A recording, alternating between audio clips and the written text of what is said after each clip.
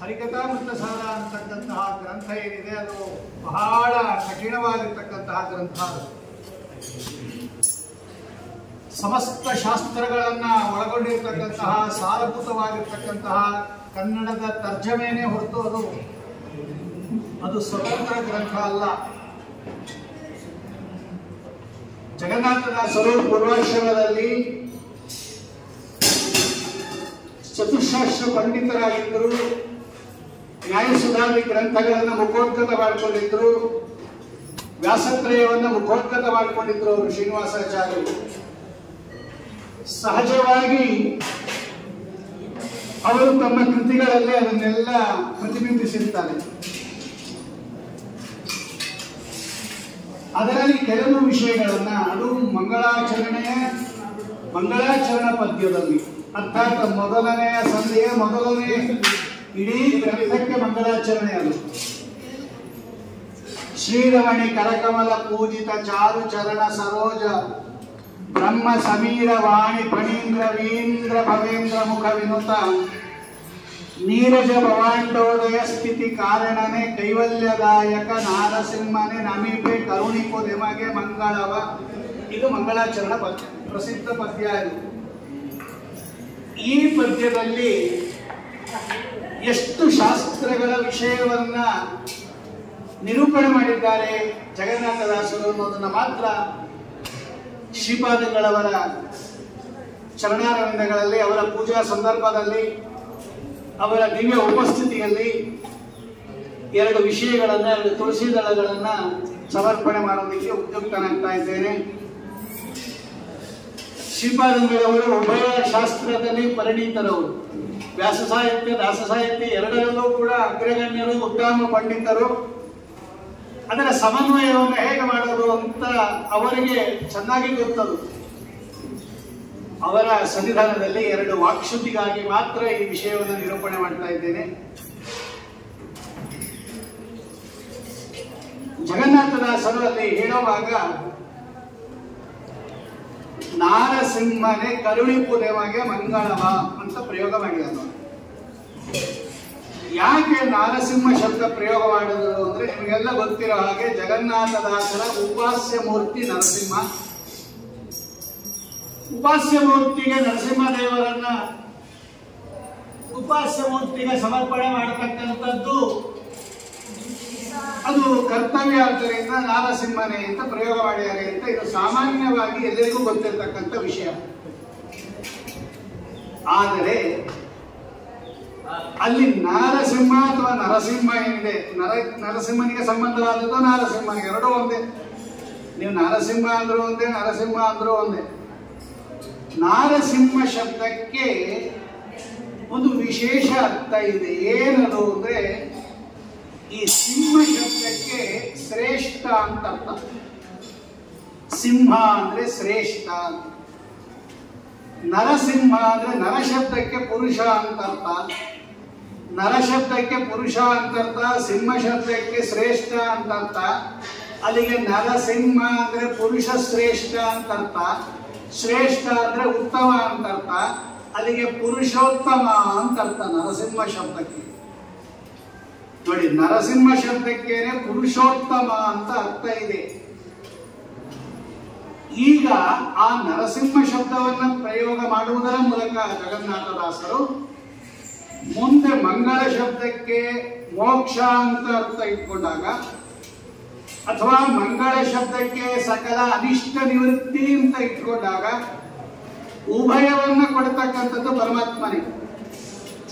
ನರಸಿಂಹರೂಪಿ ಭಗವಂತನ ಉಪಾಸನೆಯಿಂದ ಶ್ರೀಮದಾಚಾರ್ಯರು ಹೇಳಿದಂಗೆ ನರಸಿಂಹೋ ಅಖಿಲಾಧ್ವಾಂತ ಮತಧ್ವಾಂತ ನಿರಾಕ್, ಆ ಎಲ್ಲ ಮತಗಳನ್ನ ಅಂದ್ರೆ ಧ್ವಾಂತವನ್ನು ಭಗವಂತ ನಿರಾಕರಣೆ ಮಾಡ್ತಾರೆ.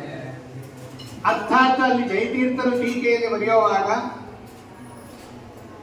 ಅಖಿಲ ಧ್ವಾಂತ, ಏನು ಕತ್ತಲೆಯಂತೆ ಇರತಕ್ಕಂತಹ ಪರಮತಗಳೇನಿದೆ ಆ ಎಲ್ಲ ಮತಗಳಿಗೆ, ಕತ್ತಲೆಗೆ ದಿವಾಕರ, ಸೂರ್ಯನಂತೆ ಇರುವವನು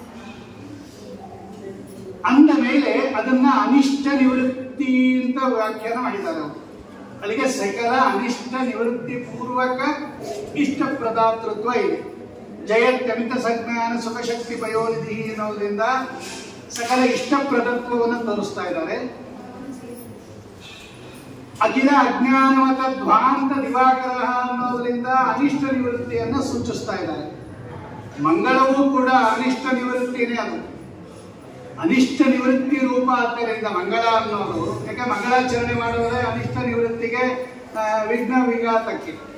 ಆದ್ದರಿಂದ ನೀವು ಮಂಗಳ ಶಬ್ದಕ್ಕೆ ಅನಿಷ್ಟ ನಿವೃತ್ತಿ ಅಂತ ಇಟ್ಕೊಂಡ್ರು ಕೂಡ ನರಸಿಂಹ ಭಗವಂತ ಅನಿಷ್ಟ ನಿವೃತ್ತಿಯನ್ನು ಮಾಡ್ತಾನೆ. ಮಂಗಳ ಶಬ್ದಕ್ಕೆ ಮೋಕ್ಷ ಅಂತ ಇಟ್ಕೊಂಡಾಗ ಈಗ ನರಸಿಂಹ ಕರುಣಿಪದ ಬಗ್ಗೆ ಮಂಗಳವ ಅಂದಾಗ ಈ ಮಂಗಳ ಅನ್ನತಕ್ಕಂತಹ ಮೋಕ್ಷ ಏನಿದೆ ಅದು ಪರಮ ಮಂಗಳ. ಇನ್ನೆಲ್ಲವೂ ಕೂಡ ಅಮಂಗಳನೇ ಅದು. ಯಾಕೆಂದ್ರೆ ಅದು ಲಿಂಗದೇಹ ಭಂಗ ಆಗೋ ತನಕ ಅಮಂಗಳನೇ ಅದು. ಜನನ ಮರಣಾದಿಗಳು ಇದ್ದೇ ಇರುತ್ತೆ. ಅದು ತುಂಬಾ ಹೇಗ ಅದು ಲಿಂಗದೇಹ ಭಂಗ ಆಗೋದು ಮುಖ್ಯವಾಗಿರ್ತಕ್ಕಂಥದ್ದು. ಆ ಲಿಂಗಭಂಗ ರೂಪ ಮೋಕ್ಷ ಏನಿದೆ ಅದು ಪರಮ ಮಂಗಳ. ಆದ್ದರಿಂದ ಈ ಮಂಗಳ ಶಬ್ದಕ್ಕೆ ಮುಖ್ಯವಾಗಿರ್ತಕ್ಕಂಥ ಅರ್ಥ ಮೋಕ್ಷ ಅಂತ ಇಟ್ಕೊಂಡಾಗ ಮೋಕ್ಷ ಕೊಡೋನು ಯಾರು ಅಂತ ಪ್ರಶ್ನೆ ಬಂದಾಗ ಸೂತ್ರ ಹೇಳುತ್ತೆ ಓಂ ಕಾರ್ಯಾಖ್ಯಾನಾದ ಅಪೂರ್ವಂ ಓಂ ಅಂತ ಒಂದು ಸೂತ್ರ ಇದೆ ನೋಡಿ. ಹರಿಕಥಾನುಸಾರ ನಾವು ಶಬ್ದ ಒಂದು ಲೈನ್ ಆಡ್ಬಿಡ್ತೀವಿ, ಅದರ ಹಿಂದೆ ಎಷ್ಟು ವಿಷಯ ಇದೆ ಅಂತ ಗೊತ್ತಾಗುತ್ತೆ. ಓಂ ಕಾರ್ಯಾಖ್ಯಾನಾದ ಅಪೂರ್ವಂ ಓಂ ಅಂತ ಒಂದು ಸೂತ್ರ ಇದೆ. ಏನು ಅಂದ್ರೆ ಈಗ ಮೋಕ್ಷ ಯಾರು ಕೊಡ್ಬೇಕಪ್ಪ ಅಂತ ಕೇಳಿದ್ರೆ ಈ ಮೋಕ್ಷ ಇದೆಯಲ್ಲ ಇದು ದೊಡ್ಡದಾಗಿರ್ತಕ್ಕಂತಹ ಪುರುಷಾರ್ಥ. ಧರ್ಮ ಅರ್ಥ ಕಾಮ ಮೋಕ್ಷಗಳಲ್ಲಿ ಚತುರ್ವಿಧ ಪುರುಷಾರ್ಥಗಳಲ್ಲಿ ಅತ್ಯಂತ ಶ್ರೇಷ್ಠವಾದ ಪುರುಷಾರ್ಥ ಯಾವುದು ಅಂದ್ರೆ ಮೋಕ್ಷ. ಅತ್ಯಂತ ಶ್ರೇಷ್ಠವಾಗಿರ್ತಕ್ಕಂತಹ ಪುರುಷಾರ್ಥವನ್ನ ಅತ್ಯಂತ ಶ್ರೇಷ್ಠವಾಗಿರ್ತಕ್ಕಂಥ ವ್ಯಕ್ತಿ ಕೊಡಬೇಕೇ ಹೊರತು ಸಾಮಾನ್ಯ ವ್ಯಕ್ತಿ ಕೊಡಕ್ಕಾಗಲ್ಲ. ಕಾರ್ಯಾಖ್ಯಾನ ಅಪೂರ್ವಂ ಓಂ. ಈ ಕಾರ್ಯ ಇದೆಯಲ್ಲ ಅಂದ್ರೆ ಉಪಾಸನೆಯ ಕಾರ್ಯವಾಗಿರ್ತಕ್ಕಂತಹ ಅದು ಉಪಾಸನಾ ಜನ್ಯ ಏನು ಅಥವಾ ಅಪರೋಕ್ಷ ಜನ್ಯ ಮೋಕ್ಷ ಫಲ ಇದೆಯಲ್ಲ ಇದು ಅಪೂರ್ವ ಆಗಿರೋದ್ರಿಂದ ಇಂಥ ಅಪೂರ್ವವಾಗಿರ್ತಕ್ಕಂತಹ ಫಲವನ್ನ ಅಪೂರ್ವವಾಗಿರ್ತಕ್ಕಂಥ ಅಂದ್ರೆ ಉತ್ತಮವಾಗಿರ್ತಕ್ಕಂಥ ಪುರುಷಾರ್ಥವನ್ನ ಉತ್ತಮನಾಗಿರ್ತಕ್ಕಂಥ ಪರಮಾತ್ಮ ಕೊಡಬೇಕೇ ಹೊರತು ಸಾಮಾನ್ಯರು ಕೊಡಕ್ಕಾಗಲಿಲ್ಲ ಅಂತ ಅದು ಸೂತ್ರಾರ್ಥ. ಕಾರ್ಯಾಖ್ಯಾನಾದ ಅಪೂರ್ವಂ, ಕಾರ್ಯ ಇದೆಯಲ್ಲ ಮೋಕ್ಷ ಅದು ಅಪೂರ್ವಂ ಆಖ್ಯಾನ ಅದು ಉತ್ತಮವಾಗಿರ್ತಕ್ಕಂತಹ ಫಲ ಅಂತ ಹೇಳಿರೋದ್ರಿಂದ ಪುರುಷೋತ್ತಮ ಕೊಡಬೇಕೇ ಹೊರತು ಮೋಕ್ಷ ಬೇರೆ ಯಾರು ಕೊಡಕ್ಕಾಗೋದಿಲ್ಲ. ಅದಕ್ಕೆ ಜಗನ್ನಾಥದಾಸ ಏನು ಮಾಡ್ಬಿಟ್ರು, ನಾರಸಿಂಹನೇ ಸರ್ವೋತ್ತಮನೇ ಮಂಗಳಂ ಕರುಣಿಪುರು. ಉತ್ತಮವಾಗಿರ್ತಕ್ಕಂಥ ನೀನು ಮೋಕ್ಷ ಕೊಡಕ್ಕೆ ಅರ್ಹನಾಗಿದೆಯಾ? ಯಾಕೆ ಅಂದ್ರೆ ನೀನು ಉತ್ತಮ ವಸ್ತು. ಉತ್ತಮ ವಸ್ತು ಮೋಕ್ಷ ಕೊಡಬೇಕೇ ಹೊರತು ಆ ಮೋಕ್ಷ ಪದವಿಯನ್ನ ಸಾಮಾನ್ಯ ಜನರು ಕೊಡಕ್ಕಾಗಲ್ಲ. ಎಲ್ಲಿದೆ ಇದು ಸೂತ್ರ ಹೇಳಾಯ್ತು. ಇವಾಗ ಭಾಗವತದಲ್ಲಿ ಮುಚುಕುಂದ ರಾಜ ದೇವತೆಗಳಿಗೆ ಸಹಾಯ ಮಾಡಕ್ಕೆ ಸ್ವರ್ಗಕ್ಕೆ ಹೋಗಿರ್ತಾನೆ, ಕರೆಸ್ಕೊಂಡಿರ್ತಾರೆ ದೇವತೆಗಳು. ಮುಚುಕುಂದ ದೇವತೆಗಳಿಗೆ ಸಹಾಯ ಮಾಡಿದ ದೈತ್ಯರನ್ನ ಸೋಲಿಸ್ಬಿಟ್ಟ. ಆಗ ಮುಚುಕುಂದ ರಾಜನಿಗೆ ದೇವತೆಗಳೆಲ್ಲ ಕೇಳುತ್ತಾರೆ, ಏನು ವರ ಬೇಕು ಕೇಳು ಮುಚುಕುಂದ. ಆಗ ಒಂದು ಕಂಡೀಷನ್ ಹಾಕ್ತಾರೆ ದೇವತೆಗಳು, ವರಂ ವರಯ ಭದ್ರಂತೆ ಋತೆ ಕೈವಲ್ಯಮಾತ್ಮನಃ ಏಕ ಏವೇಶ್ವರಸ್ತಸ್ಯ ಭಗವಾನ್ ವಿಷ್ಣುರವ್ಯಯ.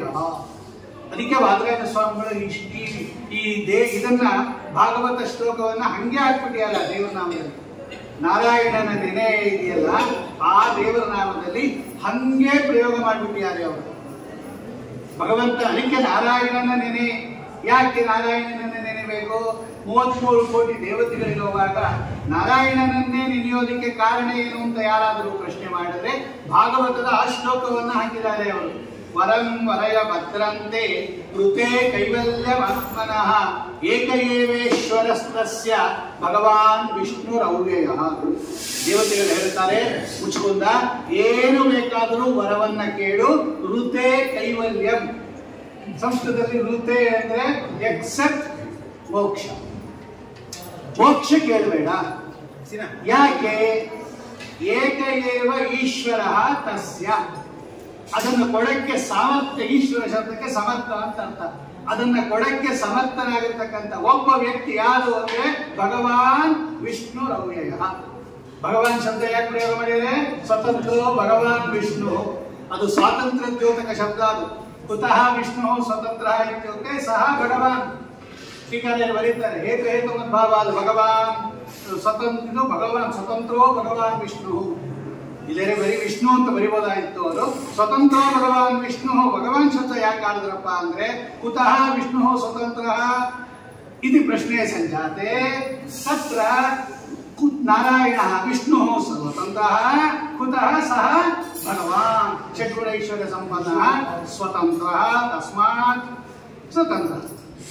ಕುತಃ ನಾರಾಯಣ ಭಗವಾನ್ ಸಹ ಸ್ವತಂತ್ರ. ಹೇತು ಹೇತು ಮದ್ಭಾವ ಇದೆ ಅಂತ ತೋರಿಸ್ತಾರೆ ಟೀಕಾಕೃತ್ಪಾದರು. ಅಲ್ಲಿಗೆ ಏನಾಯ್ತು ಇವಾಗ? ಏಕ ಏವೇಶ್ವರಸ್ತಸ್ಯ ಭಗವಾನ್ ವಿಷ್ಣು ರವ್ಯಯ. ಅವನೊಬ್ಬ ಮಾತ್ರ ಮೋಕ್ಷವನ್ನ ಕೊಡಬಹುದೇ ಹೊರತು ನಾವು ಕೊಡಕ್ಕಾಗಲಿಲ್ಲ. ಆದ್ದರಿಂದ ಕರುಣಿಪುದೇವಗೆ ಮಂಗಳವ. ಈ ಭಾಗವತದ ಕಥೆಯನ್ನ ಆ ಕಾರ್ಯಾಖ್ಯಾನದ ಪೂರ್ವಂ ಅನ್ನೋ ಸೂತ್ರವನ್ನ ಗಮನದಲ್ಲಿಟ್ಟುಕೊಂಡು ನಾರಸಿಂಹ ಶಬ್ದಕ್ಕೆ ಸರ್ವೋತ್ತಮ ಅಂತ ಇರೋದ್ರಿಂದ ಸರ್ವೋತ್ತಮನಾದ ನರಸಿಂಹ ಮೋಕ್ಷವನ್ನ ಕೊಡಬಹುದೇ ಹೊರತು ಬೇರೆಯವರು ಕೊಡಕ್ಕಾಗಲ್ಲ ಅಂತಾನೆ ನಾರಸಿಂಹನೇ ಕರುಣಿಪುದೇವಗೆ ಮಂಗಳವ. ಸರ್ವೋತ್ತಮನಾದ ಪುರುಷೋತ್ತಮನಾದ ಭಗವಂತ ನೀನು ನಮಗೆ ಮೋಕ್ಷವನ್ನ ಕರುಣಿಸು ಅಂತ ಜಗನ್ನಾಥದಾಸರು ಈ ಅರ್ಥದಲ್ಲೂ ಕೂಡ ಅದನ್ನು ನಿರೂಪಣೆ ಮಾಡಿದ್ದಾರೆ. ಇದಾದ ಮೇಲೆ ಬಂತು ಈಗ ನಾರಾಯಣ ವಿಷ್ಣು ಸರ್ವೋತ್ತಮ, ನರಸಿಂಹ ಸರ್ವೋತ್ತಮ. ನರಸಿಂಹ ಶಬ್ದದಿಂದಲೇ ಎರಡೂ ಬಂತು. ನರಸಿಂಹ ಅನ್ನೋ ಹೆಸರು ತಗೊಳ್ರಿ, ಯೋಗಾರ್ಥದಲ್ಲಿ ನರಸಿಂಹ ಅಂದ್ರೆ ಪುರುಷೋತ್ತಮ ಅಂತಾನು ಇಟ್ಕೊಂಡ್ರಿ. ಈಗ ಒಬ್ಬ ವ್ಯಕ್ತಿ ಸರ್ವೋತ್ತಮ ಆಗಬೇಕಾದ್ರೆ ಬೇರೆ ವ್ಯಕ್ತಿಗಳೆಲ್ಲ ಅವನಿಗಿಂತ ಏನಾಗಬೇಕು? ಕೆಳಗಿರ್ಬೇಕು. ಆ ಕೆಳಗಿರ್ತಕ್ಕಂತಹ ದೇವತೆಗಳೆಲ್ಲ ಏನಾಗಿರ್ತಾರೆ ಅಂದ್ರೆ ಅವರು ಇವನಿಗಿಂತ ಕಡಿಮೆ ಇದ್ದಾರೆ ಅಂದಮೇಲೆ ತರತಮ ಭಾವವುಳ್ಳವರಾಗಿರ್ತಾರೆ. ಯಾವತ್ತೂ ಸರ್ವೋತ್ತಮತ್ವ ಅನ್ನೋದು ತಾರತಮ್ಯ ಸಾಪೇಕ್ಷ. ತಾರತಮ್ಯ ಅನ್ನೋದು ಭೇದ ಸಾಪೇಕ್ಷ. ನೋಡಿ, ಸರ್ವೋತ್ತಮತ್ವ ಬರಬೇಕಾದರೆ ತಾರತಮ್ಯ ಇರಬೇಕು. ಎಲ್ಲರಿಗಿಂತ ಉತ್ತಮ ಅಂತ ಅರ್ಥ. ಸರ್ವೋತ್ತಮ ಅಂದ್ರೆ ಎಲ್ಲರಿಗಿಂತ ಅಂದ್ರೆ ಬೇರೆಯವರೆಲ್ಲ ಇರ್ಬೇಕಲ್ವಾ? ಆ ಬೇರೆಯವರೆಲ್ಲ ಇದ್ದಾರೆ, ಆದ್ದರಿಂದ ಭಗವಂತ ಸರ್ವೋತ್ತಮ. ಆ ಬೇರೆಯವರಿಗೂ ಮತ್ತು ಇವನಿಗೂ ಭೇದ ಇರಬೇಕು. ಎಲ್ಲರಿಬ್ಬರು ಸರ್ವೋತ್ತಮ ಆಗ್ತಾರೆ, ಎಲ್ಲರಿಬ್ಬರು ಸರ್ವ ಅಧಮ ಆಗ್ಬಿಡ್ತಾರೆ. ಆದ್ದರಿಂದ ಸರ್ವೋತ್ತಮತ್ವ ಅನ್ನೋದು ತಾರತಮ್ಯ ಸಾಪೇಕ್ಷ, ತಾರತಮ್ಯ ಅನ್ನೋದು ಭೇದ ಸಾಪೇಕ್ಷ. ಈ ತತ್ವವನ್ನ ನಿರೂಪಣೆ ಮಾಡಲಿಕ್ಕೋಸ್ಕರನೇ ಆ ಮೇಲಿನ ಸಾಲುಗಳೆಲ್ಲ ಇದೆ. ಯಾಕೆ ಭಗವಂತ ಸರ್ವೋತ್ತಮ, ಯಾಕೆ ಭಗವಂತ ಪುರುಷೋತ್ತಮ ಅಂತ ಪ್ರಶ್ನೆ ಬಂದಾಗ ಅದರಲ್ಲಿ ನೆಕ್ಸ್ಟ್ ಯಾರಿರೋದು? ಭಗವಂತನಿಗಿಂತ ಕೆಳಗಡೆ ಯಾರಿರೋದು? ಲಕ್ಷ್ಮೀದೇವಿ. ಅಕಸ್ಮಾತ್ ಸರ್ವೋತ್ತಮತ್ವಕ್ಕೆ ಪೈಪೋಟಿ ಬಂದಾಗ ಬರುತ್ತೆ ಅಂತ ಇಟ್ಕೋಣ. ಯಾರಕ್ಕೆ ಪೈಪೋಟಿ ತುಂಬಾ ಕೊಡ್ಬೋದು ಭಗವಂತನಿಗೆ? ಲಕ್ಷ್ಮೀದೇವಿ. ಅದಕ್ಕೇನೆ ಅಲ್ಲಿ ಶ್ರೀರಮಣಿ ಕರಕಮಲ ಪೂಜಿತ ಚಾರು ಚರಣ. ಈ ಡೌಟೇ ಬೇಡ ನಿಮಗೆ. ಲಕ್ಷ್ಮೀದೇವಿ ಪೈಪೋಟಿ ಕೊಡಬಹುದಾ ಭಗವಂತನ ಸರ್ವೋತ್ತಮತ್ವಕ್ಕೆ ಎಂದಾಗ ಅವಳನ್ನು ನಾವು ಕನ್ಸಿಡರ್ ಮಾಡಿಬಿಟ್ಟಿದ್ದೀವಿ, ಅವಳನ್ನು ನಾವು ಅಕೌಂಟ್ ತಗೊಂಡ್ಬಿಟ್ಟಿದ್ದೀವಿ. ಲಕ್ಷ್ಮೀದೇವಿಯೂ ಕೂಡ ಅವಳೇನ್ ಮಾಡ್ತಾಳೆ? ಪೂಜೆ ಮಾಡುತ್ತಾಳೆ. ಓಂ ಆದರಾದ ಅಲೋಪಹ ಓಂ ಅಂತ ಒಂದು ಸೂತ್ರ ಇದೆ. ಓಂ ಕಾಮಾದಿತರತ್ರ ತತ್ರ ಚ ಆಯತನಾನಿಭ್ಯ ಓಂ ಅಂತ ಒಂದು ಸೂತ್ರ ಇದೆ. ಉಪಮಧ್ಯತೆ ಚ ಉಪಲಭ್ಯತೆ ಚ ಓಂ ಅಂತ ಸೂತ್ರ ಇದೆ. ಇದನ್ನೆಲ್ಲ ನಾವು ಗಮನಿಸಿದಾಗ ಲಕ್ಷ್ಮೀದೇವಿಯೂ ಕೂಡ ಭಗವಂತನನ್ನ ಪೂಜೆ ಮಾಡ್ತಾಳೆ, ಉಪಾಸನೆ ಮಾಡ್ತಾಳೆ ಅನ್ನೋ ಅರ್ಥ ಸಿಗತ್ತೆ ನಮಗೆ. ಆ ಮೇಲಿನ ಸಾಲದಲ್ಲಿ ಇದೆಲ್ಲ ಇದೆ ನೋಡಿ. ಈ ಅಂದ್ರೆ ಹರಿಕಥಾ ಮೃತಸಾರ ತೆಗೀತಾ ಹೋದಾಗ ಅದು ನಮ್ಮನ್ನ ಪುರಾಣಕ್ಕೆ ಕರ್ಕೊಂಡು ಹೋಗಿ, ಆಮೇಲೆ ಉಪನಿಷತ್ತು ಕರ್ಕೊಂಡು ಹೋಗಿ, ಆಮೇಲೆ ಸೂತ್ರಕ್ಕೆ ಕರ್ಕೊಂಡು ಹೋಗಿ ಅಂತತ್ವ ಸರ್ವಮೂಲ ಗ್ರಂಥಕ್ಕೆ ಕರ್ಕೊಂಡು ಬಿಡುತ್ತದೆ. ಅಷ್ಟು ಒಳಗಡೆ ಇದೆ ಅದಕ್ಕೆ. ಈಗ ಶ್ರೀರಮಣಿ ಕರಕಮಲ ಪೂಜಿತ ಚಾರು ಚರಣ ಅಂತ ಹೇಳುವುದರ ಮೂಲಕ ಭಗವಂತ ಲಕ್ಷ್ಮೀ ದೇವಿಯಿಂದ ವಂದಿತನಾದವನು ಅಂತ ಹೇಳುವುದರ ಮೂಲಕ ಲಕ್ಷ್ಮೀ ದೇವಿ ಭಗವಂತನನ್ನ ಪೂಜೆ ಮಾಡಿದ ಮೇಲೆ ಭಗವಂತನಿಗಿಂತ ಕೆಳಗಡೆನೇ ಇದ್ದಾಳವಳು. ಅದನ್ನೇ ಟೀಕಾಕೃತ್ಪಾದರು ಶ್ರೇಯಪತ್ಯೆ ನಿತ್ಯ ಗಣಿತ ಗುಣ ಮಾಣಿಕ್ಯ ವಿಶದ ಪ್ರಭಾಜಾಲೋಲ್ಲಾಸೋಪಹತ ಸಮಲ ಪದ್ಯ ತಮಸೆ ಶ್ರೇಯಪತ್ಯೆ ಅಂತ ಬಿಡಿಸಿ ಹೇಳುವುದಕ್ಕೆ ಇದೇ ಕಾರಣ ಅಂತ ಬರೀತಾರೆ. ಎಲ್ಲ ಟಿಪ್ಪಣಿಕಾರರು ಬರೆದಿದ್ದಾರೆ. ಅಕಸ್ಮಾತ್ ಶ್ರೀಪತಿ ಅಂತ ಹೇಳಿದ್ರೆ ನೀವು ಬೇರೆ ಸಮಾಸವನ್ನ ಮಾಡಿ ನಾರಾಯಣನನ್ನ ಎಲಿಮಿನೇಟ್ ಮಾಡೋಕ್ಕೂ ಬರುತ್ತೆ, ಅಥವಾ ನಾರಾಯಣ ಲಕ್ಷ್ಮಿ ಸಮಾನ ಅಂತ ಮಾಡೋಕ್ಕೂ ಬರುತ್ತೆ. ಅದು ಯಾವುದೂ ಮಾಡಬೇಡ್ರಿ ಅಂತ ಹೇಳೋದಿಕ್ಕೇನೆ ಶ್ರೇಯಪತ್ಯೆ ಅಂತ ಇದೇ ಸಮಾಸ ಹೇಳಬೇಕು ಅಂತ ಬಿಡಿಸಿ ಹೇಳ್ತಾರ ಟೀಕಾಕೃತ್ಪಾದರು. ಅಲ್ಲೆಲ್ಲ ಪರಿಮಳದಲ್ಲೆಲ್ಲ ಬರೆದಿದ್ದಾರೆ ರಾಯರು, ಹಿಂಗೆ ಹೇಳಿದ್ರೆ ಹಿಂಗೇನಾಗುತ್ತೆ, ಹಿಂಗೆ ಹೇಳಿದ್ರೆ ಹಿಂಗೇನಾಗತ್ತೆ ಅಂತ. ಅಂದ ಮೇಲೆ ಶ್ರೀರಮಣಿ ಕರಕಮಲ ಪೂಜಿತ ಚಾರು ಚರಣ ಅಂತ ಜಗನ್ನಾಥದಾಸರು ಪ್ರಯೋಗ ಮಾಡುವಾಗಲೂ ಕೂಡ ಇದೇ ಅಭಿಪ್ರಾಯ ಇಟ್ಕೊಂಡು ಮಾಡಿದ್ದಾರೆ. ಲಕ್ಷ್ಮೀದೇವಿಯನ್ನ ಸರ್ವೋತ್ತಮಳು ಅಂತ ಉಪಾಸನೆ ಮಾಡಬೇಡ್ರಿ. ಯಾಕೆ? ಇಬ್ಬಿಬ್ಬರು ಸರ್ವೋತ್ತಮ ಆಗಕ್ಕೆ ಸಾಧ್ಯ ಇಲ್ಲ. ಈಗಾಗಲೇ ಕೆಳಗಡೆ ನರಸಿಂಹ ಶಬ್ದದಿಂದ ಭಗವಂತ ಸರ್ವೋತ್ತಮ ಅಂತ ಹೇಳ್ಬಿಟ್ಟಿದ್ದೀವಿ. ನೀವೇನಾದರೂ ಪೂರ್ವ ಪಕ್ಷ ಮಾಡಿ ಲಕ್ಷ್ಮೀ ದೇವಿಯೋ ಸರ್ವೋತ್ತಮಳು ಆಗಬಹುದು ಅಂತಂದ್ರೆ ಇಲ್ಲ. ಅವಳೆತ್ತವಳವಳು ಶ್ರೀರಮಣಿ ಕರಕಮಲ ಪೂಜಿತ ಚಾರು ಚರಣ ಸರೋಜ ಅಂದ್ರೆ ಲಕ್ಷ್ಮೀ ದೇವಿಯಿಂದಲೂ ಪೂಜಿತನಾಗಿರ್ತಕ್ಕಂಥ ಪಾದ ಕಮಲ ಉಳ್ಳವನು. ಅಲ್ಲಿಗೆ ಲಕ್ಷ್ಮೀ ದೇವಿ ಕ್ಯಾಂಡಿಡೇಟ್ ಹೊರಟು ಬೇಡ. ಈಗ ಬ್ರಹ್ಮದೇವರನ್ನ ತಗೋಣ ನಾವು. ಅವಳೇನೋ ಹೆಣ್ಣು ಮಗಳು, ಬೇಡ ಜೆಂಟ್ಸ್ ತಗೋಣ ಅಂತ ಹೇಳಿದಾಗ ಬ್ರಹ್ಮ ಸಮೀರ ವಾಣಿ ಫಣೀಂದ್ರ ವೀಂದ್ರ ಭವೇಂದ್ರ ಮುಖ ವಿನೂತ ವಿನೂತ ವಿನೂತ ಶಬ್ದಕ್ಕೇನೋ ನಮಸ್ಕಾರ ಮಾಡಿಸಿಕೊಳ್ಳುವನು. ಅದು ವಿ ಇದೆ, ಬರೀ ನೂತ ಅಲ್ಲ. ಸ್ವಲ್ಪ ಒಂದೊಂದು ಅಕ್ಷರ ಹೆಂಗಿದೆ ನೋಡಿ ಅಲ್ಲಿ. ವಿನೂತ ನತ ನೀನು ಉಪಸರ್ಗ ಏನ್ ಮಾಡುತ್ತೆ ಅಂದ್ರೆ ಅದು ಭಕ್ತಿಯಿಂದ ನಮಸ್ಕಾರ ಮಾಡ್ತಾರೆ ಎನ್ನುವುದು ತೋರ್ತಾ ಇದೆ. ಆ ಟೀಕಾಕೃತ್ಪಾದರು ಬರೀತಾರೆ. ಆ ಟೀಕಾಕೃತ್ಪಾದರು ಹೇಳುವಾಗ ನ್ಯಾಯಸುಧಾದಲ್ಲಿ ಆಚಾರ್ಯರು ಕಡೆಗೆ ಹೇಳುವಾಗ ಆ ಪ್ರ ಶಬ್ದವನ್ನ ಹೇಳುವಾಗ, ವಿ ಶಬ್ದವನ್ನ ಹೇಳುವಾಗ ತಮೇವ ಶಾಸ್ತ್ರ ಪ್ರಭವಂ ಪ್ರಣಮ್ಯ, ಆ ಪ್ರ ಶಬ್ದಕ್ಕೆ ಪ್ರ ಉಪಸರ್ಗಕ್ಕೆ ಹೇಳುವಾಗ ಭಕ್ತಿ ಶ್ರದ್ಧೆಗಳಿಂದ ಅಂತ ತೋರಿಸ್ತಾರೆ.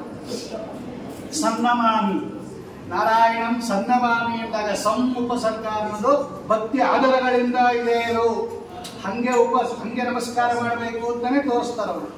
ಹಂಗೆ ವಿನೂತ ಚೆನ್ನಾಗಿ ಭಕ್ತಿ ಶ್ರದ್ಧೆಗಳಿಂದ ನಮಸ್ಕಾರ ಮಾಡಿಸಿಕೊಂಡವನು ನೀನು.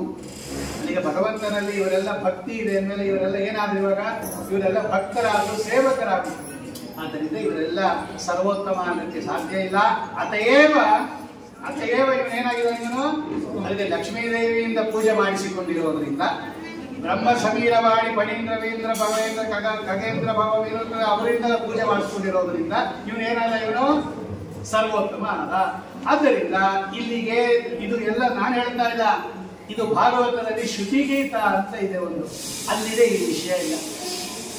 ಭಾಗವತದ ದಶಮಸ್ಕಂದದ 98ನೇ ಅಧ್ಯಾಯದಲ್ಲಿ ಇರ್ತಕ್ಕಂತಹ ಶ್ರುತಿಗೀತಾದಲ್ಲಿ ಈ ವಿಷಯವನ್ನ ನಿರೂಪಣೆ ಮಾಡಿದ್ದಾರೆ ವೇದವ್ಯಾಸ ದೇವರು. ಭಗವಂತ ಹೀಗೆ ಸರ್ವೋತ್ತಮ ಆಗಿರೋದು, ಈ ರೀತಿ ಭಗವಂತನ ಸರ್ವೋತ್ತಮತ್ವವನ್ನು ತಿಳ್ಕೋಬೇಕು. ಆಯ್ತಾ? ಆಮೇಲೆ ಪ್ರಯೋಗ ಮಾಡುವ ಶಬ್ದ ವೈಖರಿ ನೋಡಿ ಅವರು. ನಾರಸಿಂಹನೇ ಕರುಣಿಪುದೆಮಗೆ ಮಂಗಳವ, ಕೊಡುವುದೆಮಗೆ ಮಂಗಳವ ಅಂತ ಹೇಳ್ಬೋದಾಗಿತ್ತಲ್ವಾ. ನಾರಸಿಂಹನೇ ಕೊಡುವುದು ಏನಾಗೆ ಮಂಗಳವ, ಯಾಕೆ ಕರುಣಿಪುದೆಮಗೆ ಮಂಗಳವ ಅಂತ ಹೇಳಿದ್ದಾರೆ ಅಂತ ಹೇಳಿದ್ರೆ, ಭಗವಂತ ನಮಗೆ ಕೊಡು ಅಂತ ನಾವು ಡಿಮ್ಯಾಂಡ್ ಮಾಡೋದಿಲ್ಲ. ಭಗವಂತನ ಹತ್ರ ಕೊಡು ಅಂದ್ರೆ ಡಿಮ್ಯಾಂಡ್ ಮಾಡೋದಾಯ್ತು, ಕೊಡ್ರಿ ಅಂತ ಅಂಗಡಿಗೆ ಹೋಗ್ಬಿಟ್ಟು ಸಾಮಾನು ಕೊಡ್ರಿ ಅಂತ ಕೇಳ್ತೀವಲ್ಲ, ಹಾಗೆ ಭಗವಂತನ ಹತ್ರ ಕೊಡು ಅಂತ ಡಿಮ್ಯಾಂಡ್ ಮಾಡೋಕ್ಕಾಗಲ್ಲ. ಕರುಣಿಸು, ದಯಪಾಲಿಸು ಅಂತ ಕೇಳಬಹುದೇ ಹೊರತು ಕೊಡು ಅಂದ್ರೆ ಡಿಮ್ಯಾಂಡ್ ಆಗ್ಬಿಡುತ್ತೆ. ಕರುಣಿಪುದು ಅನ್ನೋದಕ್ಕೆ ಪ್ರಾರ್ಥನೆ ಆಗುತ್ತೆ. ದಯಪಾಲಿಸು ಅಂದ್ರೆ ಪ್ರಾರ್ಥನೆ ಆಗುತ್ತೆ, ಕೊಡು ಅಂದ್ರೆ ಡಿಮ್ಯಾಂಡ್ ಆಗ್ಬಿಡುತ್ತೆ. ಕೊಡ್ರಿ ಹಿಂಗಂತೀವಲ್ಲ ನಾವು, ಹಂಗಲ್ಲ. ಯಾಕೆ ಅಂದ್ರೆ ಶಾಸ್ತ್ರದಲ್ಲಿ ಒಂದು ಆಕ್ಷೇಪ ಬಂತು. ಈಗ ನಿಮ್ಮ ಮತದಲ್ಲಿ ಯಾರಪ್ಪ ಮೋಕ್ಷ ಕೊಡೋರು? ಭಗವಂತ. ಭಗವಂತ ಮೋಕ್ಷ ಕೊಡ್ತಾನೆ. ಕೊಡೋದವನು, ತಗೊಳ್ಳೋ ಯಾರು? ನೀವು ಭಕ್ತರು, ಸಾಧನೆ ಮಾಡಿರ್ತಕ್ಕಂಥವ್ರು. ಈಗ ಭಗವಂತ ಇದಾನೋ ಇಲ್ವೋ ನಿಮ್ಮ ಮತದಲ್ಲಿ? ಈಗ ಇದಾನೋ ಇಲ್ವೋ? ಇದಾನೆ. ನೀವಿದಿರೋ ಇಲ್ವೋ? ನಿಮ್ಗೆ ಯಾಕೆ ಗೊತ್ತಿಲ್ಲ ಭಗವಂತ? ಹಾಗಾದ್ರೆ ಮೋಕ್ಷ. ಭಗವಂತ ಮೋಕ್ಷ ಕೊಡೋನು ಅಂದ್ರೆ ಕೊಡ್ಬೇಕಲ್ವ? ಈಗ ನೀವು ಇದ್ದೀರಾ, ಅವನು ಇದ್ದಾನೆ. ತಗೊಳ್ಳೋರು ನೀವಿದ್ದೀರಾ, ಕೊಡೋನು ಅವನು ಇದ್ದಾನೆ. ಯಾಕೆ ಕೊಟ್ಟಿಲ್ಲ? ಈಗ ಕೊಟ್ಟಿಲ್ಲ ಅಂದ್ಮೇಲೆ ಮುಂದೆನೂ ಕೊಡಲ್ಲ ಅಂತ ನಾನು ಹೇಳ್ತೀನಿ. ವಿಷ್ಣು ಮೋಕ್ಷ ಕೊಡಲ್ಲ. ಯಾಕೆ ಹೇಳಿದ್ರೆ ಕೊಡಕ್ಕೆ ಎಲಿಜಿಬಿಲಿಟಿ ಇರ್ತಕ್ಕಂತಹ ಭಕ್ತ ಇದ್ದಾಗ, ಕೊಡಕ್ಕೆ ಎಲಿಜಿಬಿಲಿಟಿ ಇರ್ತಕ್ಕಂತಹ ವಿಷ್ಣು ಇದ್ದಾಗ ಕೊಟ್ಟಿಲ್ಲದಿರುವುದರಿಂದ. ಈ ತರ ಅನುಮಾನ ಬೇಕಾದಷ್ಟು ಮಾಡಿದಾಗ ನಾನು ಮಾಡ್ತೀನಪ್ಪ, ಮುಂದೂ ಕೊಡುವುದಿಲ್ಲ ಮಾಡ್ತೀನಿ ಅಂತ ಮಾಡಿದಾಗ ಅದಕ್ಕೆ ಉತ್ತರ ಕೊಡ್ತಾರೆ. ಏನದು? ನಾವು, ಯಾಕಂದ್ರೆ ನಾವು ಅವ್ರಿಗೆ ಪರಮತಜ್ಞರು ಹಂಗೆ ಹೇಳಿದ್ದೀವಿ. ನಾವು ಪರಮತದವ್ರಿಗೆ ಹಂಗೆ ಹೇಳಿರೋದು ಅನುಮಾನ. ಅವ್ರು ನಮಗೂ ಮಾಡ್ದ, ಅವ್ರು ನಮ್ಗೂ ಮಾಡ್ದ. ಪರಮತದಲ್ಲಿ ಜ್ಞಾನದಿಂದ ಮೋಕ್ಷ, ನಮ್ಮ ಮತದಲ್ಲಿ ಪರಮಾತ್ಮನ ಪ್ರಸಾದದಿಂದ ಮೋಕ್ಷ. ಜ್ಞಾನದಿಂದ ಮೋಕ್ಷ ಅಂತಕ್ಕಂಥವರ ಮೇಲೆ ನಾವು ಆಕ್ಷೇಪ ಮಾಡಿದ್ದೇನು ಅಂದ್ರೆ, ಈಗ ನಿಮಗೆ ಜ್ಞಾನ ಬಂದಿದೆಯೋ ಇಲ್ಲೋ, ನಿಮ್ ಗುರುಗಳಿಗೆಲ್ಲ ಜ್ಞಾನ ಬಂದಿದೆಯೋ ಇಲ್ಲೋ, ಮತ್ತೆ ಯಾಕೆ ಮೋಕ್ಷ ಆಗಿಲ್ಲ ಅಂತ ಕೇಳಿದ್ವಿ. ಈಗ ನಿಮ್ ಗುರುಗಳಿಗೆ ಜ್ಞಾನ ಬಂದಿದೆಯೋ ಇಲ್ಲಪ್ಪ? ಜ್ಞಾನ ಬಂದಿಲ್ಲ ಅಂದ್ರೆ ಗುರು ಹೆಂಗಾಗ್ತಾನೆ? ಅದಕ್ಕೆ ಜ್ಞಾನ ಬಂದಿದೆ ಅಂತ ಅಷ್ಟೇ. ಜ್ಞಾನ ಬಂದಾಗ ಮೋಕ್ಷ ಆಗುತ್ತೆ ಅಂದ್ರೆ ಯಾಕೆ ಆಗಿಲ್ಲ? ಇನ್ನು ಭಿಕ್ಷಾಟನಾದಿಗಳು ಮಾಡಿ ಪಾಠ ಪ್ರವಚನಾದಿಗಳು ಮಾಡ್ತಾ ಇದ್ದಾರೆ ಅಂದ್ಮೇಲೆ ಅವ್ರಿಗೂ ಇನ್ನ ಈ ಪ್ರಪಂಚ ಅಂತ ಅಜ್ಞಾನ ಹೋಗಿಲ್ಲ ಅಂತ ಆಯ್ತು. ಈಗ ಅವನಿಗೆ ಜ್ಞಾನ ಬಂದರೂ ಮೋಕ್ಷ ಆಗಿಲ್ಲ ಅಂದ್ಮೇಲೆ ಮುಂದೂ ಆಗಲ್ಲ ಅಂತ ನಾವು ಅನುಮಾನದಿಂದ ತಿಳ್ಕೊತಿದ್ದೀವಿ ಅಂತ ನಾವು ಅವ್ರ ಮೇಲೆ ದೋಷ ಹೇಳಿದ್ವಿ. ಅದನ್ನ ಇಟ್ಕೊಂಡು ನಮಗೂ ಹೇಳಿದ್ರು, ನಿಮ್ಮ ಮತದಲ್ಲಿ ಮೋಕ್ಷ ಯಾರು ಕೊಡೋದು? ಭಗವಂತ. ಆಸ್ಮಾಕೆ ಅಪೇಕ್ಷಿತೆ ಪಕ್ಷೆ ಮೋಕ್ಷಂ ದದ್ಯಾಪದೋಕ್ಷಜಃ ಯತ್ರ ಸ್ವಾನಂದಿನಸ್ಸಂದಃ ಸೇವಂತೆ ವಿಷಯಾನ್ ಬಹೂನ್. ಸುಮಧ್ವಜ 15ನೇ ಸರ್ಗ. ಆಸ್ಮಾಕೆ ಅಪೇಕ್ಷಿತೆ ಪಕ್ಷೆ ಮೋಕ್ಷಂ ದದ್ಯಾತ್ ಅದೋಕ್ಷಜಃ. ಸ್ವಾಮಿ ಕೊಡೋದು ನಮ್ಮ ಮತದಲ್ಲಿ. ಈ ಭಗವಂತ ಇದಾನೋ ಇಲ್ವೋ? ನೀವಿದ್ದೀರೋ ಇಲ್ವೋ? ಯಾಕೆ ಕೊಟ್ಟಿಲ್ಲ? ಅಪರೋಕ್ಷ ಜ್ಞಾನ ಪಡೆದವರೆಲ್ಲ ಇದಾರಲ್ಲ ನಿಮ್ಮ ಮತದಲ್ಲಿ, ಬೇಕಾದ ಜನ ಯಾಕೆ ಕೊಟ್ಟಿಲ್ಲ? ಈ ಪ್ರಾಬ್ಲಮ್ ನಿಮಗೂ ಬರುತ್ತೆ ಅಂತ ಪ್ರಶ್ನೆ ಮಾಡಿದಾಗ ಅದಕ್ಕೆ 2 ಉತ್ತರ ಕೊಟ್ಟರು. ಈಗ ನಮಗೆಲ್ಲ ಯಾಕೆ ಭಗವಂತ ಮೋಕ್ಷ ಕೊಟ್ಟಿಲ್ಲ? ನಾವೆಲ್ಲ ಇದೀವಲ್ಲ, ಅವನು ಇದಾನಲ್ಲ, ಕೊಡಬಾರ್ದ ಅಂತ ಕೇಳಿದಾಗ ಆಗ ಶಾಸ್ತ್ರಕಾರರು ಹೇಳ್ತಾರೆ, ನಾವು ಬರೀ ಭಗವಂತ ಮೋಕ್ಷ ಕೊಡ್ತಾನೆ ಅಂತ ಒಪ್ಪಿಲ್ಲ.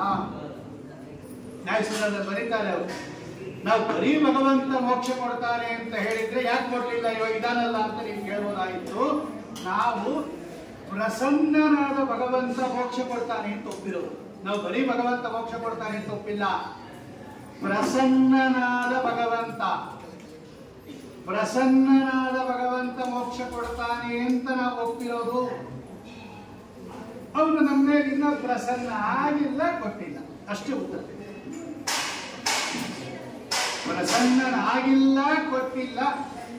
ಪ್ರಸನ್ನನಾದರೆ ಕೊಡ್ತಾನೆ. ಅವನನ್ನು ಪ್ರಸನ್ನೀಕರಿಸ್ಕೊಳ್ಳೋದೇ ನಮ್ಮ ಸಾಧನೆಯ ಉದ್ದೇಶ. ಲೋಕದಲ್ಲಿ 2 ಸಿದ್ಧ ಪದಾರ್ಥ, ಸಾಧ್ಯ ಪದಾರ್ಥ ಅಂತ. ಭಗವಂತ ಎಂಥವನು? ಸಿದ್ಧ ಪದಾರ್ಥ. ನಾವೇ ಅವನನ್ನು ತಯಾರು ಮಾಡಬೇಕಾಗಿಲ್ಲ, ಅವನು ಸಿದ್ಧ ಪದಾರ್ಥ. ಯಥಾ ಉದಾರಾದಿ. ಉದಾಹರಣೆ ಕೊಡ್ತಾರೆ ಅವರು ನ್ಯಾಯಸುಧಾರಕರು. ಈ ಕೊಡ್ಲಿ ಇದೆ, ಕೊಡ್ಲಿನ ನೀನು ತಯಾರು ಮಾಡಬೇಕಾಗಿಲ್ಲ.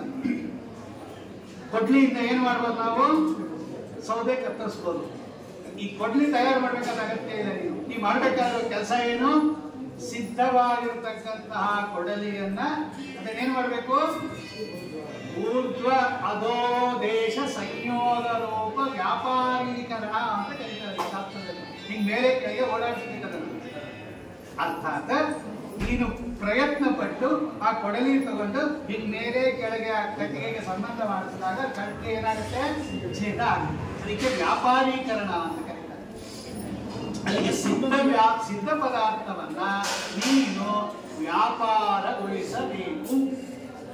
ಹಂಗೆ ಭಗವಂತ ಸಿದ್ಧ ಪದಾರ್ಥ ಆಗಿರೋದ್ರಿಂದ ಅವನನ್ನ ವ್ಯಾಪಾರೀಕರಿಸೋದು ಅಂದ್ರೇನು, ಅವನನ್ನ ಪ್ರಸನ್ನಗೊಳಿಸಬೇಕು. ಅಲ್ಲಿಗೆ ನಮ್ಮೆಲ್ಲರ ಎಫರ್ಟು ಕೂಡ ಭಗವಂತನನ್ನ ಪ್ರಸನ್ನೀಕರಿಸೋದಿಕ್ಕೇನೆ. ಅದಕ್ಕೆ ಮಂಗಳಾರತಿ ಮಾಡುವಾಗ ರಾಜಾಶೀರ್ವಾದದಲ್ಲಿ ಕಡೆಗೆ ಸ್ವಸ್ತಿ ಹೇಳುವಾಗ ಸುಪ್ರೀತ ಸುಪ್ರಸನ್ನ ವರದೋ ಭೂತ್ವ ಅಂತ ನೋಡಿ. ಸುಪ್ರೀತ ಸುಪ್ರಸನ್ನ ಅಂತ, ನನಗೆ ಪ್ರಸನ್ನನಾಗಿ ನನಗೆ ವರ ಕೊಡು ಅಂದ್ರೆ ಪ್ರಸನ್ನೀಕರಣ ಆಗಿರೋದ್ರಿಂದ ಭಗವಂತನನ್ನ ಅವನನ್ನ ಒಲಿಸ್ಕೋಬೇಕೇ ಹೊರತು ನಾನಾ ರೀತಿಯಾಗಿರ್ತಕ್ಕಂತಹ ಪೂಜಾ ವಿಧಾನಗಳಿಂದ ಡಿಮ್ಯಾಂಡ್ ಮಾಡಕ್ಕಾಗಲ್ಲ ಅನ್ನೋ ತತ್ವವನ್ನ ಕರುಣಿಪುದೆಮಗೆ ಅಂತ ಕರುಣಿಪುದು ಅನ್ನೋದ್ರಿಂದ ಇಷ್ಟು ಹೇಳ್ತಾರೆ ಅವರು ಜಗನ್ನಾಥ. ಇದರಲ್ಲಿ ಕೊಡುವುದು ಕೇಳಬೇಕಾಯ್ತು, ನಾ ಸಾಧನೆ ಮಾಡಿಲ್ವಾ, ನೀನು ಸಾಧನೆ ಮಾಡಿದ್ರಿ ಕೊಡು ಮೋಕ್ಷ ಅಂತ ಕೇಳಬೇಕಾಯ್ತು. ಅಲ್ಲ, ಅದಕ್ಕೆ ದಾಸರಾಯರು ಹೇಳ್ತಾರೆ, ನೀನೇ ದಯಾಪರನೋ ನಿನ್ನವರ ಸಾಧನೆಯು ಅಂತಾರೆ.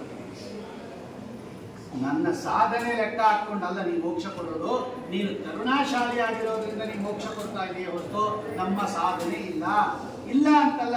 ಅದನ್ನ ಲೆಕ್ಕಕ್ಕೆ ಇಟ್ಕೊಂಡು ನಾವು ಡಿಮ್ಯಾಂಡ್ ಮಾಡೋದಿಲ್ಲ. ಅದನ್ನು ಸ್ವೀಕಾರ ಮಾಡೋದು ಬಿಡೋದು ನಿಮ್ಗೆ ಸಂಬಂಧಪಟ್ಟದ್ದು. ತಗೋಬೋದು ಇಲ್ಲೇ ಇದ್ರೆ ಇಲ್ಲ. ಆದ್ದರಿಂದ ಭಗವಂತನ ಅನುಗ್ರಹ ಮುಖ್ಯವೇ ಹೊರತು, ಭಗವಂತನ ಕಾರುಣ್ಯ ಮುಖ್ಯವೇ ಹೊರತು ನಾನು ಸಾಧನೆ ಮಾಡಿದ್ದೀನಿ ಮೋಕ್ಷ ಕೊಡುವುದು ಭಗವಂತ ಕೊಡೋದಿಲ್ಲ ಅಂತ ತೋರ್ಸಕ್ಕೋಸ್ಕರ ಕರುಣಿಸುವುದು, ದಯಮಾಡಿ ಕೊಡುವುದು, ಪ್ರಸನ್ನನಾಗಿ ಕೊಡುವುದು ಇಷ್ಟನ್ನು ನಾರಸಿಂಹನೇ ಕರುಣಿಪುದೆ ಮಗೆ ಮಂಗಳವ ಆಯ್ತಲ್ಲ. ಈಗ ಇಲ್ಲೊಂದು ಪ್ರಶ್ನೆ ಮಾಡಿ, ಈಗ ಶಬ್ದದ ವೈಖರಿ ಹೇಗಿದೆ ನೋಡಿ. ಶ್ರೀರಮಣಿ ಕರಕಮಲ ಪೂಜಿತ ಚಾರು ಚರಣ ಸರೋಜ ಅಲ್ಲಿ ತಕ್ಕ ನಿಲ್ಸಿರ್ತೀರ. ಆಮೇಲೆ ಏನಿದೆ ಅದು, ಬ್ರಹ್ಮ ಸಮೀರ ವಾಣಿ ಫಣೀಂದ್ರ ವೀಂದ್ರ ಭವೇಂದ್ರ ಮುಖ ವಿನೂತ. ಯಾಕೆ ಎರಡು ಸ್ಟೇರ್ ಮಾಡಿದ್ರು ಅವರು? 2 ಟೈರ್ ಮಾಡ್ತಿದ್ದಾರೆ ಅಲ್ಲಿ. 2 ಟೈರ್ ನಮಸ್ಕಾರ ಹೇಳಿದ್ದಾರೆ. ಇಬ್ಬರು ಭಗವಂತನಿಗೆ ನಮಸ್ಕಾರ ಮಾಡ್ತಾ ಇರೋದು. ಲಕ್ಷ್ಮೀ ದೇವಿನೋ ನಮಸ್ಕಾರ ನರಸಿಂಹದೇವರಿಗೆ ಮಾಡ್ತಾ ಇರೋದು. ಬ್ರಹ್ಮ ಸಮೀರ ವಾಣಿನೂ ಯಾರಿಗೆ ಮಾಡ್ತಾ ಇರೋದು? ನರಸಿಂಹದೇವರಿಗೆ. ಒಟ್ಟಿಗೆ ಹಾಕೊಡ್ಬಾರ್ದ? ಶ್ರೀ ಬ್ರಹ್ಮ ಸಮೀರ ವಾಣಿ ಫಣೀಂದ್ರ ವೀಂದ್ರ ಅಂತಿದೆ, ಎಲ್ಲ ಮುಗಿದೋಗ್ಬಿಡೋದಲ್ವಾ? ಈಗ ನೀವು 2 ಸ್ಟೇರ್ ಮಾಡಿದ್ದೀರಾ, 2 ಟೈರ್ ಮಾಡಿದ್ದೀರಾ. ಮೇಲ್ಗಡೆ ಯಾರನ್ನು ಕೂಡಿಸಿದ್ದೀರಾ? ಲಕ್ಷ್ಮೀ ದೇವಿಗೆ ಮಾಡ್ಬಿಟ್ಟೆ ಸಪರೇಟ್ ಆಗಿ. ಶ್ರೀರಮಣಿ ಕರಕಮಲ ಪೂಜಿತ ಚಾರು ಚರಣ ಸರೋಜ ಒಂದದು ಎಲ್ಲಿ ತನಕ. ಆಮೇಲೆ ಏನ್ ಮಾಡಿದ್ರಿ? ಬ್ರಹ್ಮ ಸಮೀರ ವಾಣಿ ಫಣೀಂದ್ರ ವೀಂದ್ರ ಭವೇಂದ್ರ ಮುಖ ವಿನೋದ ಇನ್ನೊಂದು ಮಾಡಿದ್ರಿ. ಯಾಕೆ ಈ ವೈಲಕ್ಷಣ್ಯ ತೋರಿಸ್ತಾ ಇದ್ದೀರಾ ನೀವು ಅಂತ ಪ್ರಶ್ನೆ ಬಂದಾಗ, ಯಾಕೆ ಎರಡೆರಡು ಹಂತದಲ್ಲಿ ಯಾಕೆ ಮಾಡಿದ್ರಿ? ಎಲ್ಲ ಒಟ್ಟಿಗೆ ಸೇರಿಸಿ ಮಾಡಿಬಿಡ್ಬೋದಲ್ಲ ಅಂತ ಪ್ರಶ್ನೆ ಬಂದಾಗ, ಹಂಗೆ ಮಾಡಕ್ಕಾಗಲ್ಲ. ಲಕ್ಷ್ಮೀ ದೇವಿಯ ಉಪಾಸನೆ ಇದೆಯಲ್ಲ, ಅಥವಾ ಲಕ್ಷ್ಮೀ ದೇವಿಯ ಪೂಜೆ ಇದೆಯಲ್ಲ, ಅದು ಬ್ರಹ್ಮ ಸಮೀರ ವಾಣಿ ಇವರ ಪೂಜೆಗೆ ಸಾಟಿ ಅಲ್ಲ. ಈ ಸಾಟಿ ಅಲ್ಲ. ಯಾಕೆ ಅಂದ್ರೆ ಈ ಯಾವ ವ್ಯಕ್ತಿಗಳು ಇಲ್ಲದೆ ಇದ್ದಾಗಲೂ ಕೂಡ ಅವಳೇನು ಮಾಡ್ತಾಳೆ? ಪೂಜೆ ಮಾಡ್ತಿರ್ತಾಳೆ. ಇವ್ರು ಯಾರು ಇಲ್ಲದೆ ಇದ್ದಾಗ, ಪ್ರಳಯ ಕಾಲದಲ್ಲಿ ಬ್ರಹ್ಮದೇವರು ವಾಯುದೇವರು ಯಾರು ಇಲ್ಲದೆ ಇದ್ದಾಗಲೂ ಕೂಡ ಲಕ್ಷ್ಮೀ ದೇವಿ ಏನ್ ಮಾಡ್ತಾಳೆ? ಭಗವಂತನನ್ನ ಪೂಜೆ ಮಾಡ್ತಾ ಇರ್ತಾಳೆ. ಅವಳು ಪ್ರಳಯ ಕಾಲದಲ್ಲೂ ಪೂಜೆ ಮಾಡ್ತಾ ಇರ್ತಕ್ಕಂತಹ ವ್ಯಕ್ತಿ ಅಲ್ವಾ? ಇವರೆಲ್ಲ ಇಲ್ಲ. ನ ಬ್ರಹ್ಮ ನ ಚ ಶಂಕರ ವಾಸುದೇವೋ ವಾಯುದೇವತ್ರ ಆಸೆ ನ ಬ್ರಹ್ಮ ನ ಚ ಶಂಕರ ವೇದ ಹೇಳ್ತಾ ಇದೆ. ಅದೀಗ ಪ್ರಳಯ ಕಾಲದಲ್ಲಿ ಯಾರು ಇಲ್ಲದೆ ಇದ್ದಾಗಲೂ ಕೂಡ ಶ್ರೀರಮಣಿ ಏನ್ ಮಾಡ್ತಾರೆ? ಭಗವಂತನ ಪೂಜೆ ಮಾಡ್ತಾರೆ. ಸ್ಪೆಷಲ್ ಪೂಜೆ ಅವರು. ಆದ್ದರಿಂದಲೇ ಏನು ನಿತ್ಯ ಸೇವೆ ಮಾಡುತ್ತಿದ್ದರು. ಚಂದ್ರ ಚಾಮರ ವಿಜಯ ಪರ್ಯಂತ ಪಾತ್ರ ರೂಪರಾಗಿ ಇಂದು ಚಿತ್ರ ಚರಿತ್ರನಾದ ಹರಿಯ ನಿತ್ಯ ಸೇವೆ ಮಾಡುತ್ತಿದ್ದರು.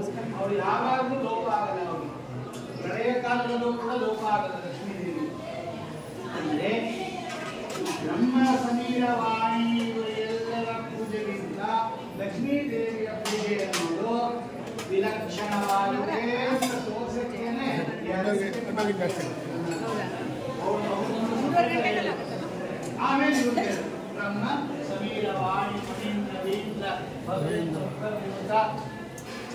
ಈ ಎರಡು ಹಂತವನ್ನ ಸೂತ್ರಕಾರರೇ ತೋರಿಸ್ತಾರೆ. ಇವು ಅವಳು ಪೂಜೆ ಮಾಡೋದಕ್ಕೆ ಇವ್ರು ಮಾಡೋಕ್ಕಾಗಲ್ಲ, ಮಾಡೋದು ಇಲ್ಲ, ಅವಳದೇ ಪೂಜೆ ಬೇರೆ, ಅವ್ರು ಯಾವಾಗಲೂ ಪೂಜೆ ಮಾಡ್ತಕ್ಕಂಥವ್ರು ಅಂತಕ್ಕಂತಹ ವಿಷಯವನ್ನ ಈ ಎರಡು ಹಂತದಲ್ಲಿ ತೋರಿಸ್ತಾರೆ. ಆಮೇಲೆ ಚಾರು ಚರಣ ಸರೋಜ ಶ್ರೀರಮಣಿ ಕರಕಮಲ ಪೂಜಿತ ಚಾರು ಚರಣ ಸರೋಜ.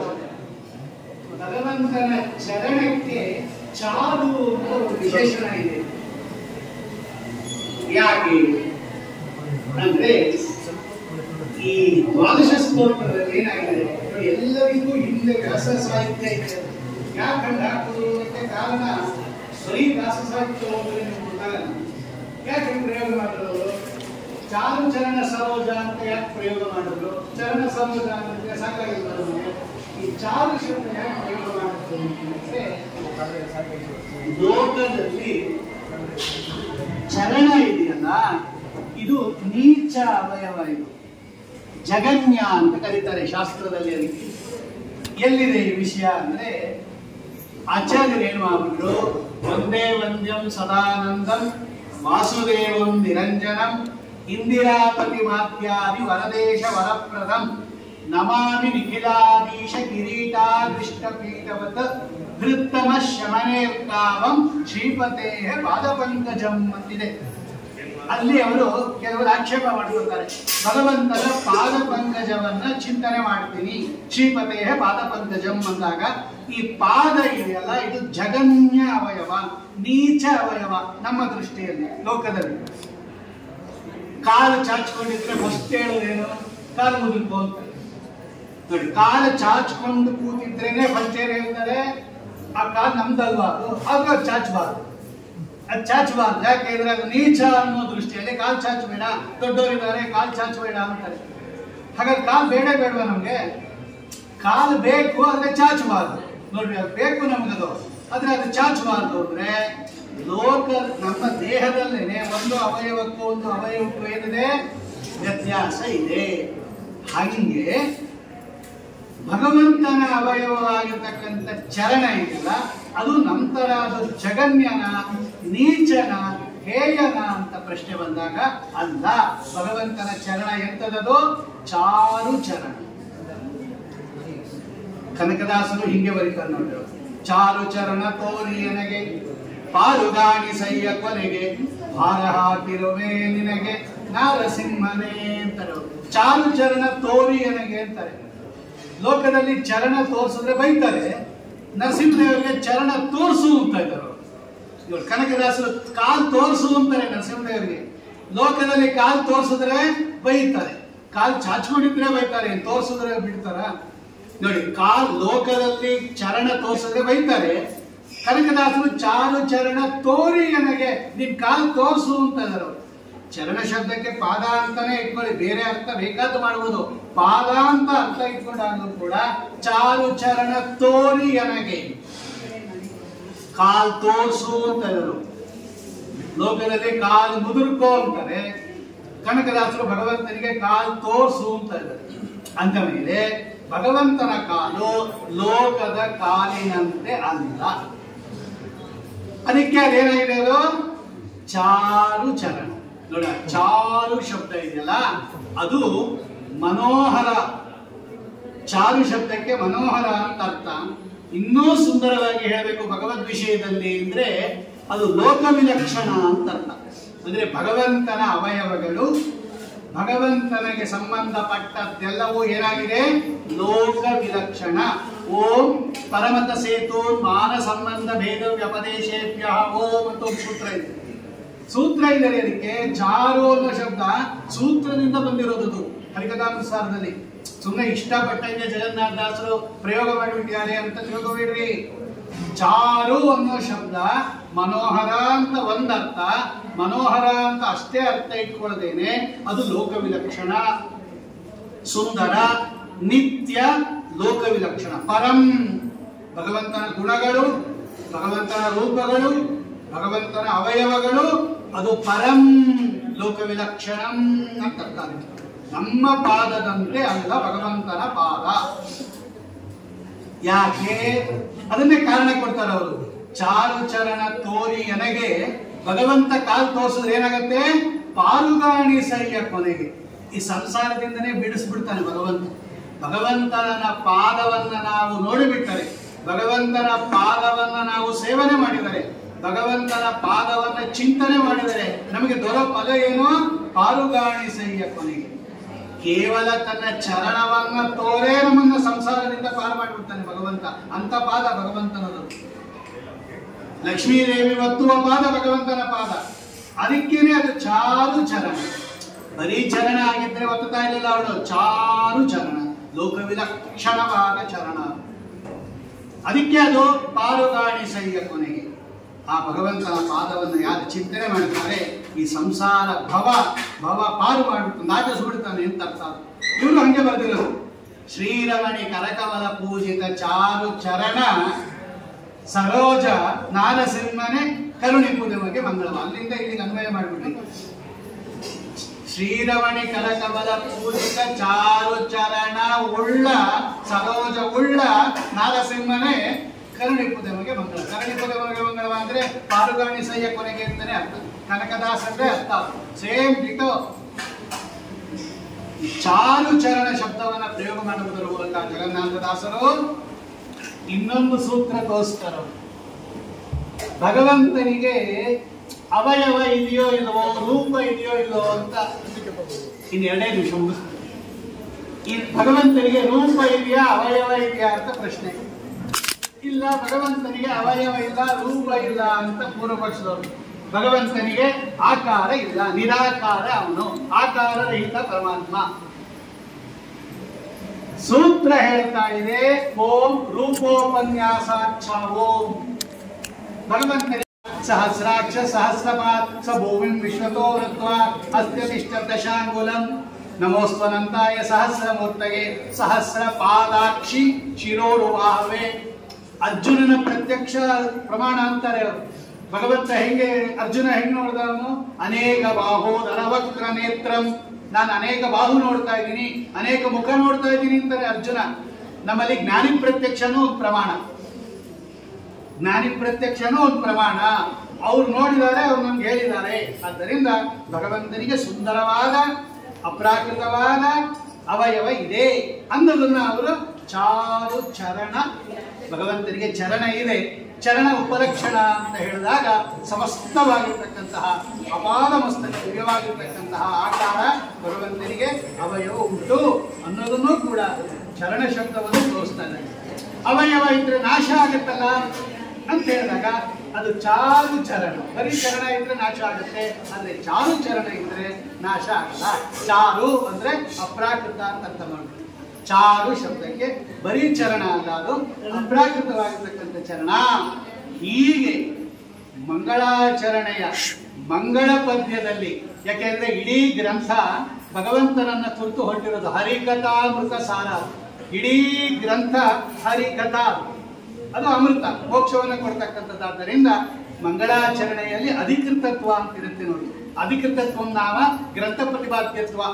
ಅಂದ್ರೆ ಇಡೀ ಗ್ರಂಥದಲ್ಲಿ ಇಂತಹ ಲೋಕವಿಲಕ್ಷಣನಾದ, ಸರ್ವೋತ್ತಮನಾದ, ಸ್ವತಂತ್ರನಾದ, ಜಗತ್ತಿಗೆ ಅತ್ಯಂತ ಭಿನ್ನನಾದ, ರಮಾ ಬ್ರಹ್ಮಾದಿಗಳಿಂದ ಸೇವಿತನಾದ ಭಗವಂತ ಇಡೀ ಹರಿಕಥಾಮೃತ ಸಾರದಲ್ಲಿ ಪ್ರತಿಪಾದ್ಯನಾಗಿದ್ದಾನೆ. ಅಂತಹ ನರಸಿಂಹ ರೂಪಿಯೇ ನಿಮ್ಮ ಮುಂದೆ ವಿರಾಜಮಾನನಾಗಿರ್ತಕ್ಕಂತಹ ಶ್ರೀಪಾದಂಗಳವರ ಕರಕಮಲದಿಂದ ಪೂಜಿತನಾಗಿರ್ತಕ್ಕಂತಹ ಶ್ರೀತಾಪತಿ ಶ್ರೀರಾಮಚಂದ್ರ ದೇವರು ಅಂತಹ ಸ್ವಾಮಿಯ ಪೂಜೆಯನ್ನ ಸ್ವಾಮಿಗಳು ಮಾಡುವಾಗ ಇಷ್ಟು ಅನುಸಂಧಾನ ಇಟ್ಕೊಂಡು ಮಾಡ್ತಾರೆ. ನಾವು ನೋಡೋರು ಏನ್ ಮಾಡ್ತೀವೋ ಅದು ಬೇರೆ ವಿಷಯ. ಆದ್ರೆ ಪೂಜೆ ಮಾಡ್ತಕ್ಕಂತಹ ಶ್ರೀಪಾದಂಗಳವರು ಇಷ್ಟು ಅನುಸಂಧಾನ ಇಟ್ಟುಕೊಂಡು ನೀವೇನ್ ಬೇಕಾದ್ರೂ ಹೇಳ್ತಾ ಇರಿ, ಆದ್ರೆ ಅವರ ಅನುಸಂಧಾನ ಮಾತ್ರ ಈ ರೀತಿ ಇರುತ್ತೆ. ಹಾಗೆ ಅವರು ಭಗವಂತನನ್ನ ಪೂಜೆ ಮಾಡ್ತಾರೆ. ಅಂತಹ ದಿವ್ಯವಾಗಿರ್ತಕ್ಕಂತಹ ಶ್ರೀಪಾದಂಗಳವರ ಆ ಸಂಸ್ಥಾನ ಪೂಜೆಯನ್ನ, ರಾಮದೇವರ ಅರ್ಚನೆಯನ್ನ ಹೀಗೆಲ್ಲ ನಾವೆಲ್ಲ ನೋಡಿ ಇದೇ ಚಿಂತನೆಯನ್ನು ನಾವು ಮಾಡ್ತಾ ಅಂತಹ ನರಸಿಂಹನೇ ಇಲ್ಲಿ ವಿರಾಜಮಾನರಾಗಿರ್ತಕ್ಕಂತಹ ಶ್ರೀ ರಾಮಚಂದ್ರ ಸೀತಾಪತಿ ಶ್ರೀ ರಾಮಚಂದ್ರ ಹನುಮತ್ ಸೇವಿತ ವಿಶೇಷ ಅದು ಪರಿವಾರ ಮಠದಲ್ಲಿ ಆ ಮುಖ್ಯ ಪ್ರಾಣ ದೇವರು ಹನುಮಂತ ದೇವರು ವಿಶೇಷವಾಗಿರ್ತಕ್ಕಂಥದ್ದು. ಆ ಎಲ್ಲ ಪೂಜೆಯನ್ನು ನೋಡ್ತಾ ಶ್ರೀಪಾದಂಗಳವರ ಅನುಗ್ರಹಕ್ಕೆ ಪಾತ್ರರಾಗಬೇಕು ಅಂತ ಹೇಳಿ ಅವರ ಪೂಜಾ ಸಂದರ್ಭದಲ್ಲಿ ಜಪ ಸಂದರ್ಭದಲ್ಲಿ ಸಾಮಾನ್ಯವಾಗಿ ಸ್ವಾಮಿಗಳು ಜಪ ಮಾಡುವಾಗ ಬೇರೆ ಯಾರು ಮಾತಾಡಬಾರ್ದು. ಆದರೆ ಸ್ವಾಮಿಗಳು ಅವ್ರು ಜಪ ಮಾಡ್ತಾ ಇರೋದು ಅದೇ, ಈ ಹುಡುಗ ಹೇಳ್ತಾ ಇರೋದು ಅದೇ ಅಂತ ಅತ್ಯಂತ ಕರುಣೆಯಿಂದ ಕೇಳಿದ್ದಾರೆ. ಅಂತಹ ಶ್ರೀಪಾದಂಗಳವರ ಅಡಿದಾರುಗಳಲ್ಲಿ ಉಭಯ ಶ್ರೀಪಾದಂಗಳವರ ಅಡಿದಾರುಗಳಲ್ಲಿ ಮಠದ ಪರವಾಗಿ ನನ್ನ ಪರವಾಗಿ ನಿಮ್ಮೆಲ್ಲರ ಪರವಾಗಿ ಸಾಷ್ಟಾಂಗ ನಮಸ್ಕಾರಗಳನ್ನು ಅರ್ಪಿಸಿ ಶ್ರೀಮಠದ ವಾರ್ಷಿಕೋತ್ಸವದ ಸಂದರ್ಭದಲ್ಲಿ ತಾವು ದಯಮಾಡಿಸಿರೋದೇ ನಿಜವಾದ ವಾರ್ಷಿಕೋತ್ಸವ, ಸಾರ್ಥಕವಾಗಿರ್ತಕ್ಕಂತಹ ವಾರ್ಷಿಕೋತ್ಸವ ಅಂತ ಹೇಳ್ತಾ ಅವರ ಪಾದಗಳಲ್ಲಿ ನಮಸ್ಕಾರ ಮಾಡಿ ಈ 2 ವಾಕ್ಕುಸುಮವನ್ನು ಸಮರ್ಪಣೆ ಮಾಡ್ತಾ ಇದ್ದೇನೆ. ಶ್ರೀ ಕೃಷ್ಣಾರ್ಪಣಮಸ್ತು, ಶ್ರೀ ಮಧ್ವೇಶಾರ್ಪಣಮಸ್ತು.